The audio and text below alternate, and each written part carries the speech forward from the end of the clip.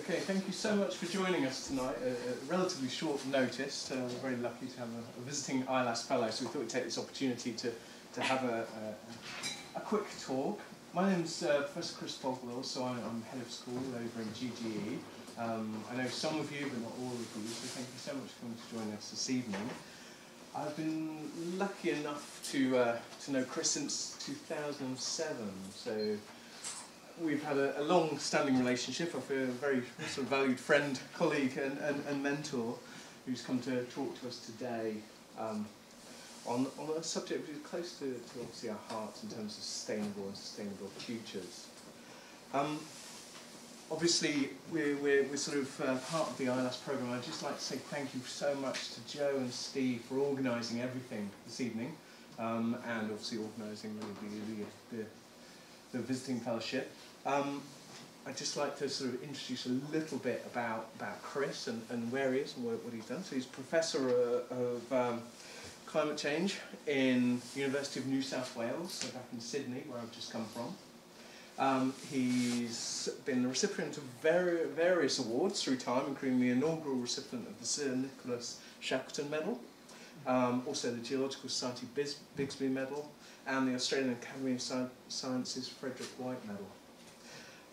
He is the director of a green tech company called Carbonisation, and he runs lots and lots of different programs and networks. He's a very busy character, to say the least.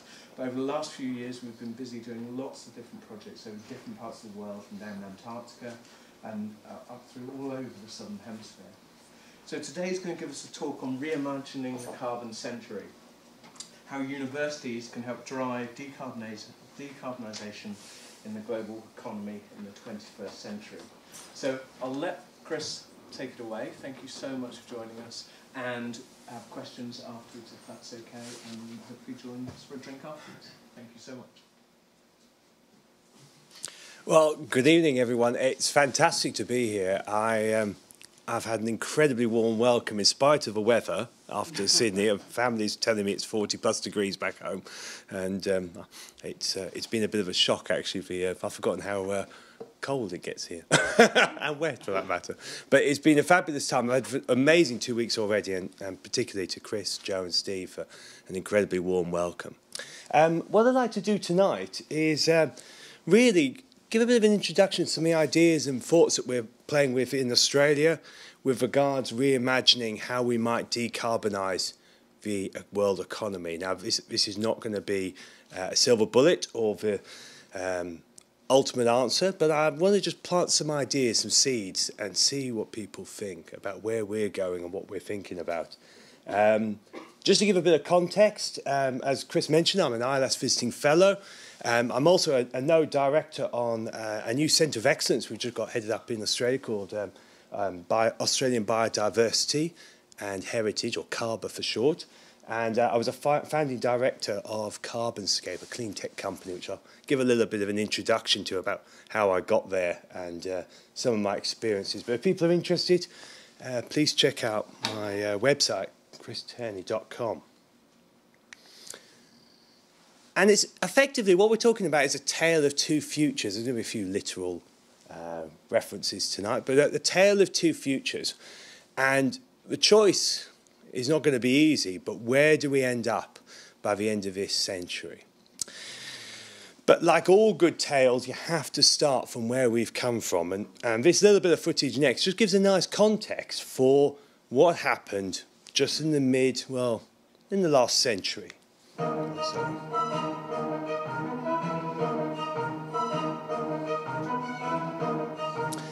Mass industrialisation. I think people back then walked a lot faster. That seems to be a common theme in a lot of these movies, and it's quite a stressful piece of music. But this idea of a mass growth in the global economy. And we can see this here. Not only did we see accompany an increase in population, gross domestic product, but also a massive increase in urban populations. Now, this is from Will Stephan and colleagues' papers. They've done a variety on these, and they refer to this huge exponential increase over the last century, focused on the 1950s, but really starting from the late 19th century, as what we call the Great Acceleration.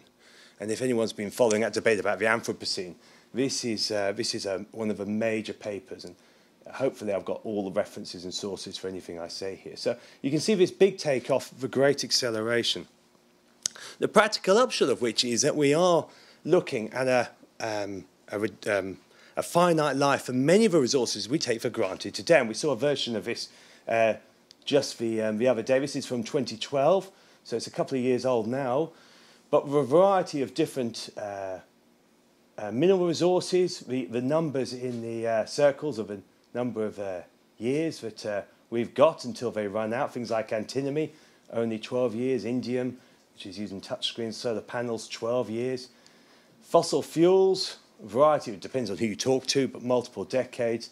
And then a lot of our ecological resources, of course, rainforests and coral reefs, depending on how far you go and what's considered viable.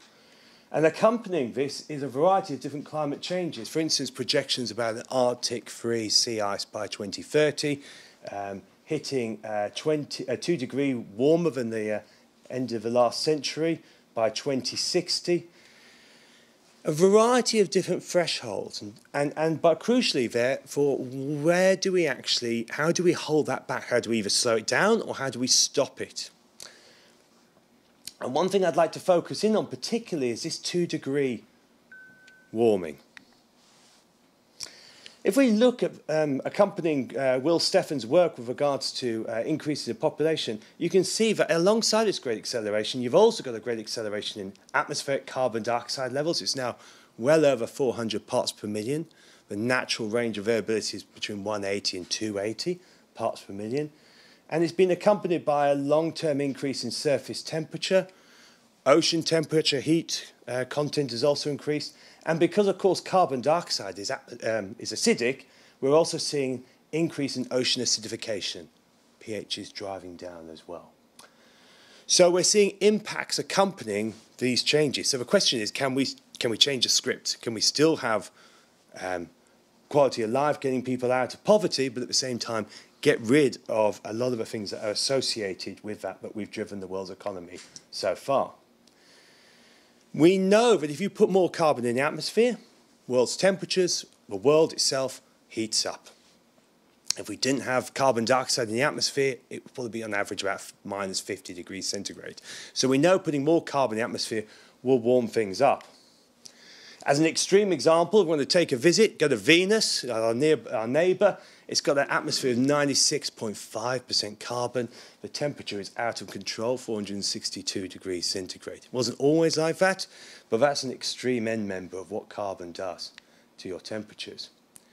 Again, we saw a version of this just the other day. This was on Kevin Pluck's YouTube channel, showing on the left here rising carbon dioxide levels. This is the year 1978-79. Throughout the year, rising inexorably. And then here's the global land and ocean temperature relative to the 1951 to 1980 temperature. And you can see they're basically paralleling each other. There's variability on the land, of course, because of changes in the system, but overall the rise is increasing and the ocean heat content's rising even more linearly. So we've got a problem. We've got increasing carbon, we've got increasing temperatures. What do we do about that? Well, the issue here is, of course, when you project forward, if we carry on, we're looking at a 2 degree plus warmer world. We're looking at increases in storms, increasing in temperatures and ocean acidification, affecting the corals. We're seeing increases in drought and temperatures. It's pretty doomsday depending on what scenario you look at. If we get down to 1.5 degrees, we'll have a proportionally less storms, coral bleaching, and droughts, but we've still got this fundamental issue. We need to get the carbon. We need to stop emitting carbon and we need to decrease it. So we've got a carbon timeline. At the moment, the UK is committed to an 80% reduction in emissions by 2050, but there's a problem with that. It's not quick enough. For those of you familiar with the literature, just last year, this new initiative was put up called Mission 2020. And they look at scenarios of what you need to do to get zero emissions of carbon. to miss that 2-degree warmer world. So this is against years on the x-axis, billions of tons of carbon dioxide emitted per year. Here's the black curve rising up the historic change. If we actually peaked the emissions in 2016, it would give us 25 years to reduce to zero, if we're going to miss that 2-degree warmer world. If we can get to 2020, we've still got time to actually miss that 2-degree warmer world. That's not the 1.5 degree, but we're hoping to get to. That's the 2-degree warmer world. And if we leave it till 2025, we just don't have enough time. The decrease will have to happen, instigate this carbon reductions are so large, it will be nigh on impossible to get down to zero, 2 degree, keep within 2 degrees warmer world. So that's a real challenge for us. Basically, we need to what they call bend the curve. We need to bend this curve by 2020 if we're going to stop that 2 degree warmer world. That's the challenge for us. So I want to just go back a little bit. Let's just go to some historical parallels. And I think there's lots of places in the world where I've seen similar sort of things. And I want to use an example here where people thought this was absolutely impossible. It was socially, it was just something we couldn't go to. And I think there's a lot of lessons in this.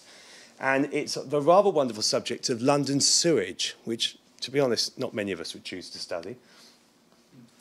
But it was a huge topical issue during the Victorian age, as you're familiar with. This is from Punch in 1858. This is Father Thames talking to Britannia, or City of London, giving up its children, which are rather diphtheria, cholera over here. They're not the sort of people you want to meet down a dark alley, but Father Thames is offering them up. It was associated with bad health. All the sewage was being washed into the Thames. The Thames was described as a great sewer. And it fed itself into popular literature. Here's Little Dorrit by Charles Dickens. There's many other books that he refers to this, but this is a nice example. Miles of close wells and pits of houses where the inhabitants gasped for air, stretched far away towards every point of a compass. Through the heart of the town a deadly sewer ebbed and flowed, in the place of a fine, fresh river. So people knew it was bad. This was not good. They were aware that this was an issue. But it wasn't just unsightly. That wasn't just the issue. It was associated to some extent by health. And at the time, there was a number of different competing ideas about how you could fall ill from disease. And at the time, in the mid-19th century, miasma was the favoured idea. Miasma was this idea that all diseases spread through the air. Everything was spread through the air. And they did various different commissions. This was a Royal Commission inquiring into the states of large towns and populous districts. Here's basically a general practitioner, Neil Arnott, saying, the immediate and chief cause of many of the diseases which impair the bodily and mental health of people and bring a considerable proportion prematurely to the grave is the poison of atmospheric impurity arising from the accumulation in and around their dwellings of the decomposing remnants of the substances used for food and for impurities given out from our own bodies. That's a very long-winded way of saying it stank. And it stank and it made you sick, basically. The ideas were incredibly sophisticated. They felt that because it just smelt bad, you had to clear the air. And there were even ideas about building things like the Eiffel Tower in London that would draw down air from up above and waft it down through the streets. It was the sort of things they were looking at as ideas. And this was a favoured idea. This is miasma, an image of miasma strung across one battlefield, just spreading death and destruction as it goes. But not everyone was so convinced. And some people were actually doing science at the time. This is probably arguably the father of epidemiology, an amazing man called John Snow. He died in his mid-40s, sadly. He was convinced it was the water, it wasn't the air that was driving ill health. And he actually found out there was an outbreak of cholera in Soho, if you know that part of London, in 1854. And he realised that the people who were falling sick were around that particular well. And he famously took the handle off, and people started recovering, or they didn't actually fall ill anymore. And so as a result, he was actually publishing papers saying, it's the water, guys, it's not the air. The media loved it. Here's Punch again. Punch was very political at this time and was very popular, expressing some of these ideas. And this is the idea that you could actually, if you looked under a droplet of Thames water, you'd have all these characters that basically offered death and destruction to anyone who drank it. So it was becoming quite a common idea that it was the water that was an issue. And this is a fundamental point here. The UK Parliamentary Committee that was looking at the time looked at his reports and then said, after careful inquiry, we see no reason to adopt this belief. So here's a scientific study, and they just ignored it. And I think the important word, and you hear this time and time again, particularly with carbon and climate, is belief. It's something that keeps coming up in conversations. It's extraordinary people still talk about this. It's not a belief. It's not a belief. But it was getting worse. In spite of John Snow's efforts, Parliament knew they had to do something about it just because it smelt bad. Famously, Michael Faraday, one of the greats on electromagnetism, caught a water taxi down the Thames, and was so shocked at the smell, he ripped up a piece of paper and dropped it into the water just to see how far the paper would go before he lost sight of it. And he claimed within an inch it disappeared from sight. It was so disgusting. And so here's Punch again, showing Faraday telling Father Thames, please sort it out. And he wrote to the Times, which was the newspaper, if we neglect this subject, we cannot expect to do so with impunity, nor ought we to be surprised if ere many years are over, a hot season gives us sad proof of the folly of our carelessness. So here, the universities or academics are telling people, we've got to get this sorted. Government doesn't want to do anything about it particularly. And then everything changed. 1858, there was an almighty summer heat in London. And they called it the Great Stink. This is the thing, if you Google the Great Stink, the Times reported on it. The intense heat had driven our legislators from those portions of the buildings which overlook the river. A few members, bent upon investigating the matter to its very depth, ventured into the library, but were instantly driven back to retreat, each man with a handkerchief to his nose. This is a brand new Parliament in 1858, and they could only meet in Parliament by putting sheets of lime, soaked in lime and chlorine, to actually meet and pass legislation. They actually talked about moving out to Hampton Court because it was so bad. So all those beautiful windows were covered in sheets for a time. Fortunately, the rains came in August and things cooled off a little bit. So as a result, they finally decided they're going to have to do something about it. The press were incensed because they were arguing over what they were going to do. Here's Punch again. Here's Death, the ferryman crossing the Thames, the silent highwayman, your money or your life. And the press were exhausted and cross about it because there were numerous MPs at the time talking about the fact that actually, if we instigate this amazing sewage system, is it going to lead to higher taxes? Basically, I should do what I want. And if I've got the money, I can pay for my waste to be got rid of. And if you can't, tough. But I don't want to have to pay taxes for everyone else. And so there was this standoff between people in Parliament and the press. But because it was so bad and they had to move, and they didn't want to have to move, they instigated the London sewage network. By 1870, 160 kilometres had been constructed. They didn't build it at the time thinking it would stop cholera. They just wanted to get rid of the smell. But the practical upshot of which was cholera disappeared over time. And so as a result, by 1866 or so, they realised actually what they'd done is set up a system in place to actually deal with health as well. So as a result, gradually, cholera disappeared, and so did the so-called sewage denialists. So people who were insistent sewage was not the issue for health. I think there's a lot of parallels here to what we actually see today. There's a lot of vested interest in different bits. There's a sentiment of trying to ignore the evidence. And as a result, it took a long time before changes happened. But 1858, the Great Stink, that's the one to check up. The problem is we can't wait for the Great Stink. We can't wait for a new Great Stink of whatever format will happen. At the time, it was thought to be impossible or so expensive no one would do anything about it. We can't wait. We've got, at most, a few years to bend the curve by 2020. We've got years, literally a few years, that's it. By the time we wait and find out we've lost the West Antarctic ice sheet or something, it's going to be too late. We have to move now. So there's an interesting precedent here about what do we do. We can learn lessons from the Great Extinct, but we need to actually make changes. And that's going to be a huge effort across the whole global economy. But I think universities have got a major part to play here. The good news is that a lot of the technology already exists. It's not some silver bullet. There's already out there. We got a whole range of different technologies that are being developed or have already been developed. The question is how you actually roll those out. We can improve upon them, but the fundamentals are there.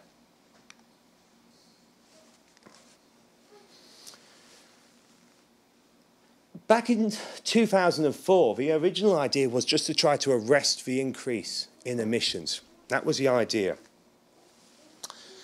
The idea was to see, well, can we actually stop that increase going up? And Pakala and Sokolow wrote this really informative and very powerful paper in Science back in 2004. And they called it the stabilization wedge. The idea was that actually we had got the technologies. There's not just one that will solve everything. We can arrest that increase by just flatlining it, by instigating a whole series of wedges that take out a proportion of that increase in emissions. And they identified a number of different schemes that you could use, things where actually people could actually, we could already roll out these technologies, some of which were increases in efficiency.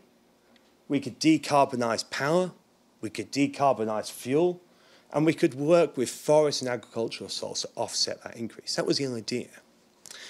But as things have moved on, because the increase in emissions has continued, and we now realise that actually arresting that increase isn't enough. We need to drive it down before 2050.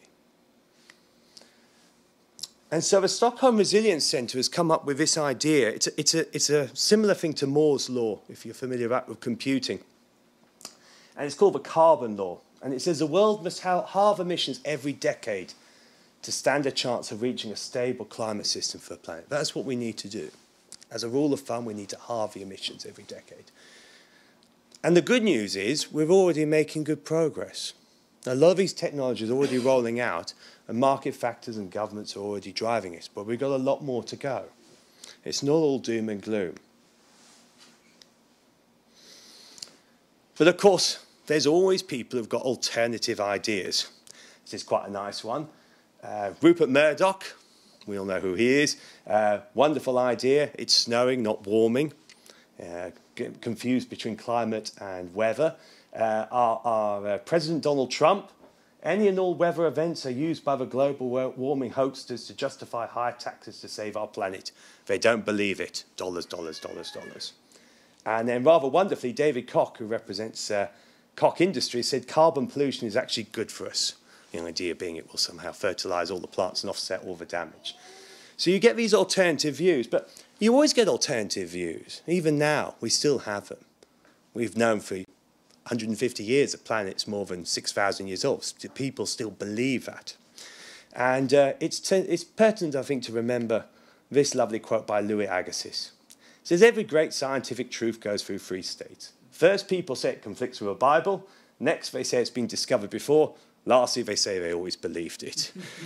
Certain people are still in the first one or equivalent of, but that's not everyone, fortunately. I think there's some extraordinary good news in all this. For instance, global investment in clean energy has been increasing. Vast amounts, billions is going in. We know this is happening. China's building the world's largest solar power station. South Australia, famously Elon Musk, has just put a huge 100-megawatt power station in within 100 days, which is just done. This was extraordinary news just a week or two ago. I don't know how many people heard this. New York City is suing a lot of fossil fuel companies for climate change. They're divesting, they're taking their money out, but they're suing the companies to actually pay for the changes in infrastructure to deal with a warmer world. That's powerful. Global universities are now divesting from carbon emitting companies, taking it out of the stock market and putting it into clean tech companies, driving that funding. And that's incredibly important. Giving clean tech companies investment is massive. It's more than 80 billion has now been taken out, dollars. $80 billion being taken out of the fossil fuel companies. And that was just mid last year, shifting all the time. This is probably not a great thing to show here in Britain. This is a UniSuper, which is the Australian University pension scheme. But I just thought I'd show this just to show you what's been happening recently in Australia. UniSuper, it's not compulsory, but just to give you an idea, and I've just shown you two funding schemes here. The green is what we call the Global Environmental Opportunities, and the percentage changes over this 3-year period, versus a balance which is in blue. Now, the balance is rising, and has been since, I don't know, early 2017, but the global environmental opportunities completely outpaced it. And so here, this is global, it's not Australian, it's global environmental opportunities. So here are global green tech companies actually returning on the investment. Why would you invest in fossil fuel companies? They're actually bringing a better return. It's extraordinary. That's driving change. So I want to give you just two examples in the time we've got. I'm going to give you two examples, one of which is an initiative we're doing in Australia at UNSW. And another one is my personal experience from a private company I helped set up, Carbonscape. And there's just some of the experiences I've had and some of the things I've been reflecting on for a little while. UNSW has just announced recently a new scheme. They've got a 10-year program of where they want to go, and it's called UNSW 2025. And the idea is they're investing $200 million in major schemes, and it's areas which build on expertise in the universities, but which they haven't got critical strength. So creating new focuses. And the interesting experience I found from this, I mean, I've been in academia now for 20 years, but one of the extraordinary things about this was that actually it really galvanized the university to talk to one another. I think academics, whenever there's an opportunity to get funding, we get really excited. But this one particularly, and one of the clever things they did, which I'd never actually appreciated before, was they encouraged us to talk across multiple faculties. We could all put forward proposals, but it wasn't just all my mates in science or all my mates in geography. It was a minimum of 3 faculties, of which one at least had to be in the arts. And what it did was it initiated a whole series of conversations with people in law, in arts, a whole range of different areas of expertise, because ultimately this is an interdisciplinary problem. This is not just one thing that's going to solve it. You have to bring everyone together. And I think what it's done is it's crystallised for me this idea that universities are perfectly placed to drive economic decarbonisation. We need disciplinarity, but we also need to educate. So this is a scheme, it's called UNSW Futures, and it's not top-down. This is staff coming forward with ideas, creating those relationships. It's building on research, it's retaining staff, and it's also trying to attract top teams to come to UNSW. So build momentum, build the excitement. And so as a result, what we're doing together at the moment is putting together a new program called Carbon Future, which is made up of 3 themes. I'll just give you a bit of a flavour of some of the things that we're looking at here. One of which is accountancy, but how the carbon cycle works and accounting for that. Another one is materials, carbon-based materials, and then law, carbon law. And these are all interlinked. Well, that's what we're aiming to do. So one example here is accountancy. Remarkably, we have very limited amount of information about how the carbon cycle works. And I think this is a rather lovely example. The Southern Ocean is a huge driver of the carbon cycle. The world's oceans contain about 50 times the amount of carbon contained in the atmosphere. And the Southern Ocean is particularly sensitive to climate changes and amplifying that carbon cycle, whether it's a sink or a source of carbon. Problem is, Southern Ocean isn't easy to get to, if any of you have had the privilege of sailing down there, as Chris and I have. This is a famous anonymous quote from the Roaring Forties. Below 40 degrees south, there is no law. Below 50 degrees south, there is no God. It's pretty wild. This is from the movie 90 Degrees South. Over mountainous waves.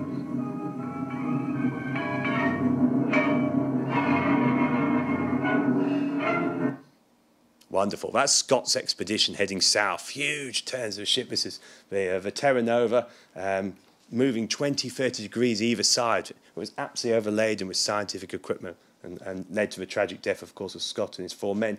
But they were taking scientific observations down there. But it's a wild place. And how do you get down there to actually find out what's going on? Observations, directly seeing what the carbon cycle is doing, and it goes back 20, 30 years. So one thing that we've been working on, a large team of us, is going to areas trying to think outside the problem. Obviously, we can't go back and measure them today, but we can go back for the past. And one of the things is using trees that have actually grown down in Campbell Island. This is one example. Campbell Island's at 52 degrees south. This is Perseverance Harbour. There's our ship just there. And this scrubby vegetation is just young saplings of a tree known as Dracophyllum. It can live up to 200 years. These are the tree rings. They average about 1 millimetre a year. The climate here is horrendous. It's awful. 40 days of the year don't rain. It's still grey. 40 days. The rest it just rains the whole time. It's horrendous. But it's in the furious 50s, so it's just westerly winds the whole time. But of course, the beautiful thing is those trees are laying down a year of growth every year based on what the atmosphere is doing, and it's pulling out carbon dioxide in, photosynthesizing it, fixing it as tree growth. So you've got a measure of carbon preserved in those tree rings each year. The beautiful thing is, as I'm sure you'll all be glad to know, we're all radioactive. We all have a small amount of radioactive carbon in us. It's formed in the upper atmosphere. You won't glow at night. Hopefully you don't anyway. And the idea is that actually after 5,500 years or so, half of that radioactive carbon disappears. The same in the trees. That radioactive carbon is accumulating in the trees. And we can use that to get a handle on what the world's ocean is doing. You've probably seen images of this before.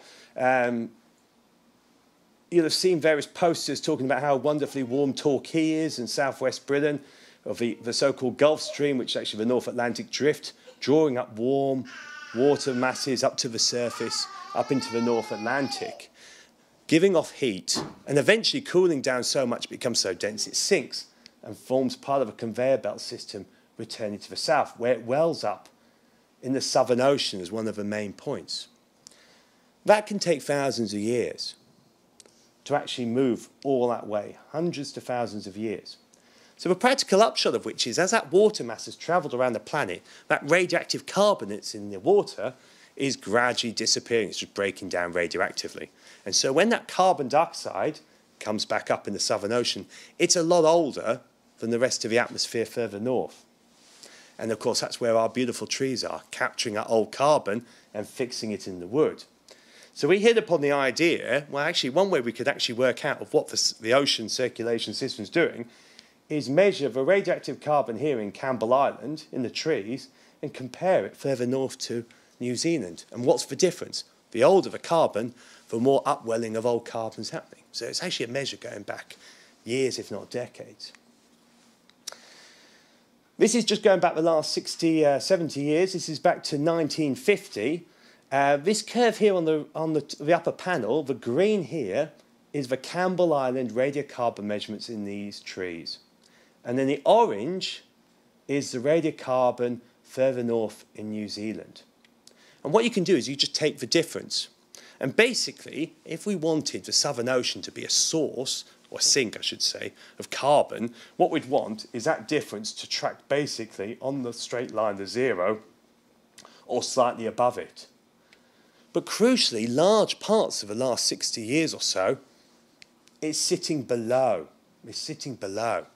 The records we have go back to about this period, and we're putting it back to the 1960s.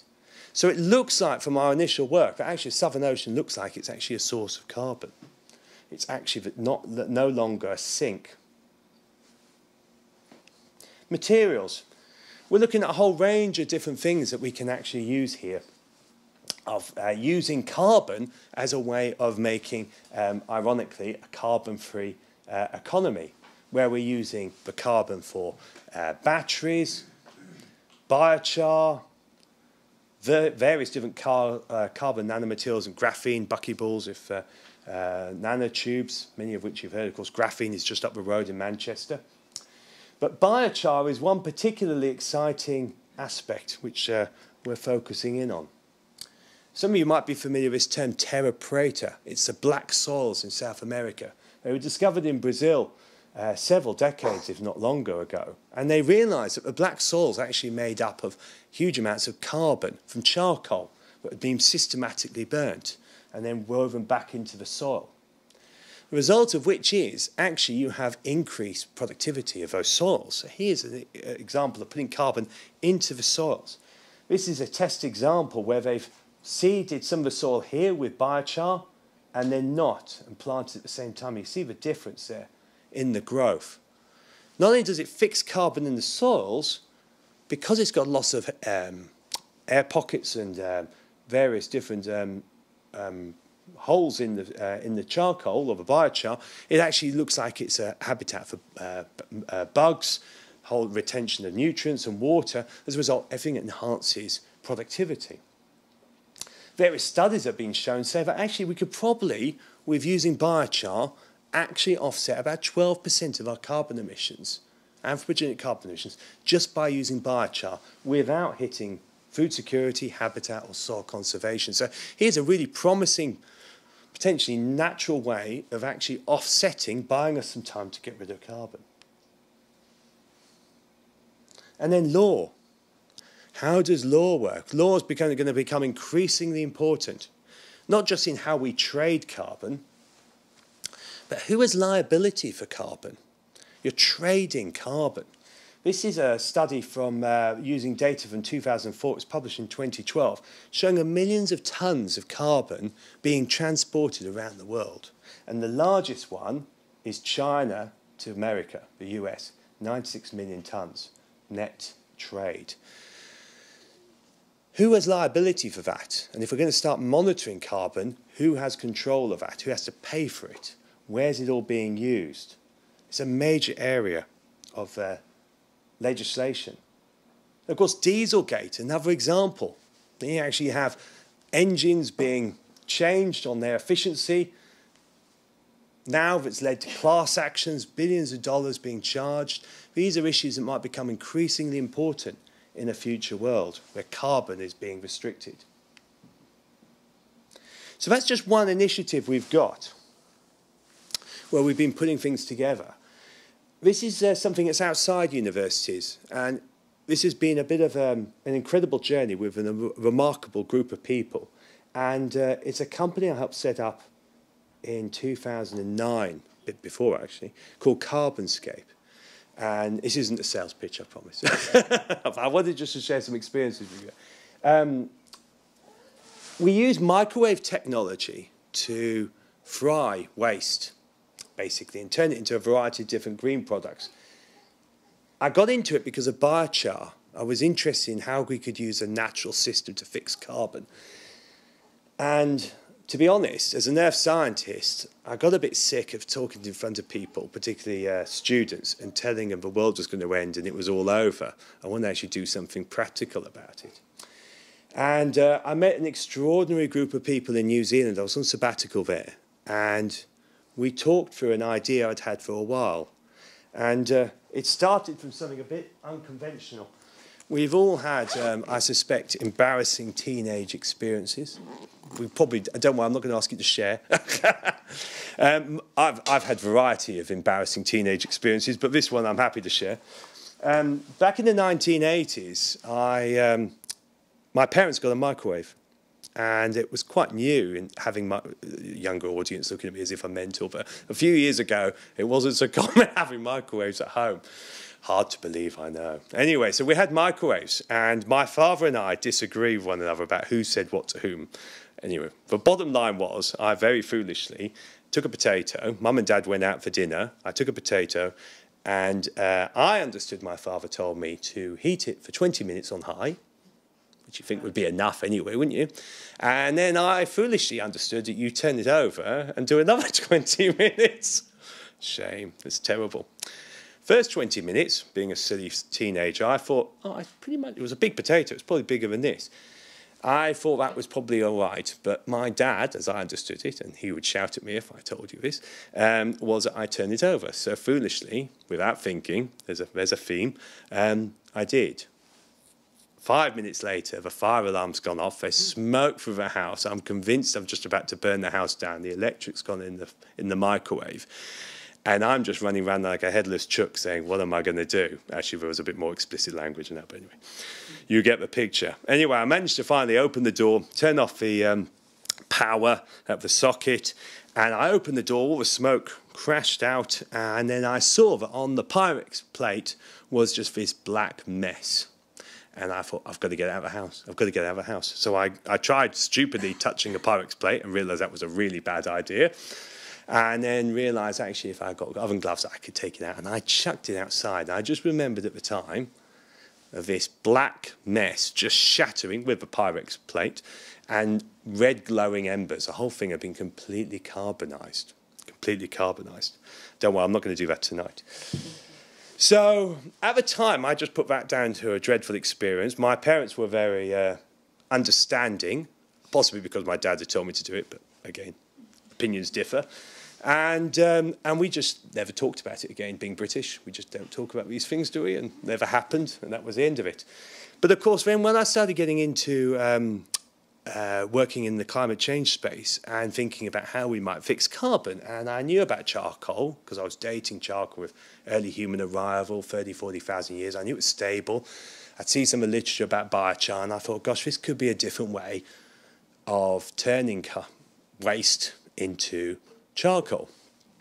And I won't mention which university I was at, but I'd already been at a particular university and pitched a couple of other ideas to them for ideas that actually I'd like to sort of develop in the clean tech. And the response was pretty lackluster. I don't know what your experiences are for institutions, but universities can be quite a mixed bag when it comes to actually taking IP and really running with it. Sometimes some institutions, the dollar sign tends to light up and then not a lot of else thinking happens. It was a really interesting experience, actually.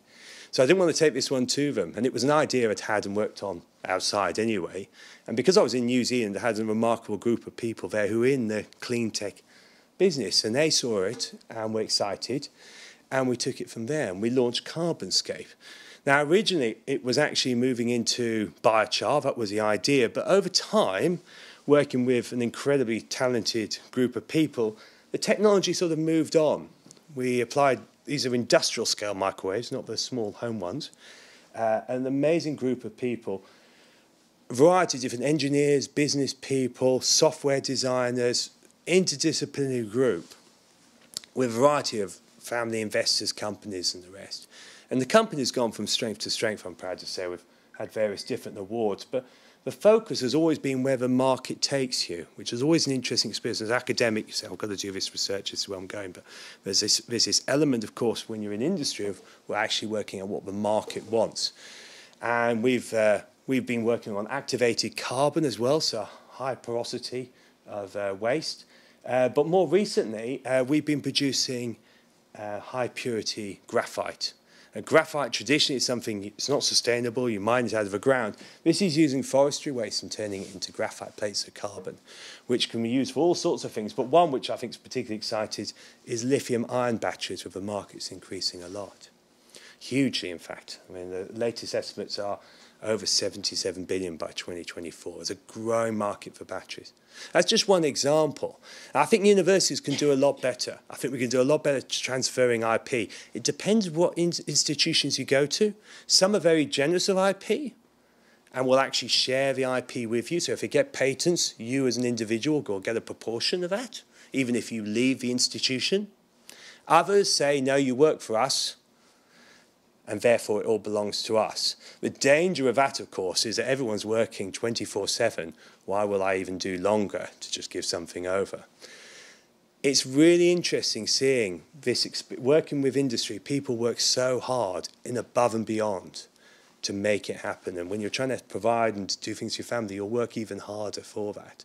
So it's just an interesting experience having seen universities and how they operate or don't operate.